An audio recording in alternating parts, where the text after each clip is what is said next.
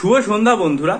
আপনারা যদি public service কমিশনের ওয়েবসাইট লক্ষ্য করেন তাহলে আপনারা নিশ্চয়ই জানেন যে পাবলিক সার্ভিস কমিশন জুন মাসের 25 তারিখে West Bengal audit and account service preliminary এক্সামিনেশনের যে রেজাল্ট বের করেছিল সেই রেজাল্টের বিস্তারিত অংশ তারা প্রকাশ করে দিয়েছে এবং সেই সবিস্তারে প্রকাশ করার ক্ষেত্রে তারা যেটা করেছে সেটা অভূতপূর্ব এবং সেটা সত্যিই দারুণ ব্যাপার। কি করেছে দেখুন, তারা প্রথম কথা হচ্ছে তারা প্রত্যেকটা রোল নাম্বার, প্রত্যেক কটা রোল নাম্বারের সাথে তাদের ক্যাটাগরি এটা প্রকাশ করেছে এবং কোন ক্যান্ডিডেট কত নম্বর পেয়েছে সেটা প্রকাশ করেছে, কোন ক্যান্ডিডেট উপস্থিত ছিল বা অনুপস্থিত ছিল সেটা প্রকাশ করে দিয়েছে এবং বিভিন্ন ক্ষেত্রে যে কারণ রয়েছে সেগুলো পর্যন্ত তারা প্রকাশ করে দিয়েছে।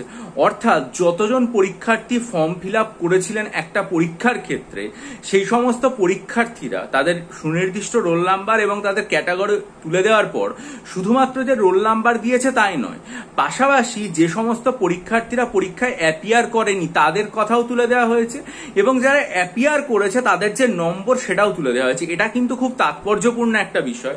আমরা যেটা দেখেছিলাম সেটা হচ্ছে যে এর আগে WBCS প্রিলিমস এর রেজাল্ট তখন যারা প্রকাশ করেছিল পাবলিক সার্ভিস কমিশন, তখনও তারা সবিস্তারে একটা দীর্ঘ প্রায় আমার মনে আছে 1000 পাতার উপরে পেজ হবে, যেখানে তারা এরকম করেছিল, তাদের নাম্বারও প্রকাশ করে দিয়েছিল। এবং আমার এই জিনিসটাই কিন্তু আসন্ন যে মিসলেনিয়াস পরীক্ষা বা আসন্ন যে ক্লার্কশিপ পরীক্ষা, প্রত্যেকটা পরীক্ষার ক্ষেত্রে এটা তুলে ধরাটা অত্যন্ত গুরুত্বপূর্ণ পদক্ষেপ বলে মনে হয়। সাথে WBCS মেন পরীক্ষা যেটা, সেটার ক্ষেত্রেও প্রত্যেকটা ক্যান্ডিডেটের ক্যাটাগরি ওয়াইজ যে নম্বর তারা পেলেন সেই জায়গাটা তুলে দেওয়াটা খুব জরুরি। তার কারণ কি, তাহলে যে সমস্ত পরীক্ষার্থীরা পরীক্ষা দিয়ে পাশ করলেন তারা যেমন স্পষ্টভাবে তাদের নম্বরটা জানতে পারবেন, যারা পাশ করতে পারলেন না তাদের কোথায় কোথায় খামতি থেকে গেল এবং যারা পাশ করলেন তাদের থেকে কতটা দূরে তারা অবস্থান করছেন, বিভিন্ন বিষয়গুলোতে ভবিষ্যতের পরীক্ষাগুলোতে তাদেরকে কতটা পরিমাণ পরিশ্রম করতে হবে বা এগোনোর চেষ্টা করতে হবে, এটা কিন্তু আর কি চোখের সামনে খুব পরিস্ফুট হয়ে ওঠে। পাবলিক সার্ভিস কমিশনের এই যে পদক্ষেপ তারা audit and account service preliminary রেজাল্টের ক্ষেত্রে রেখেছে, এটা অত্যন্ত স্বাগত এবং অত্যন্ত উপযুক্ত একটা পদক্ষেপ বলে আমি মনে করি। এর জন্য তাদের আন্তরিক ধন্যবাদ প্রাপ্য। কিন্তু পাশাপাশি এটাও মনে করা উচিত যে এটা শুধুমাত্র অডিট অ্যান্ড অ্যাকাউন্ট সার্ভিসের ক্ষেত্রে বা WBCS পরীক্ষার ক্ষেত্রে সীমাবদ্ধ রাখলে হবে না। এটা একই সাথে ক্লার্কশিপ পরীক্ষা, মিসলেনিয়াস পরীক্ষা, প্রত্যেকটা পরীক্ষার পার্ট 1 পার্ট 2 প্রিলিমিনারি মেন্স এবং আসন্ন যে WBCS মেন সেটার ক্ষেত্রেও প্রকাশ করতে হবে। কারণ তাতে যেটা হয় সেটা হচ্ছে পরীক্ষার্থীরা নিজেদেরটা, যেমন আগে একটা ব্যাপার ছিল শুধুমাত্র একজন পরীক্ষার্থী নিজের রোল নাম্বার দিয়ে তার নম্বর জানতে পারলো, এক্ষেত্রে কি হয় সকল পরীক্ষার্থীরা তারটা জানতে পারছে, অর্থাৎ পুরো বিষয়টার মধ্যে একটা স্বচ্ছতা থাকে।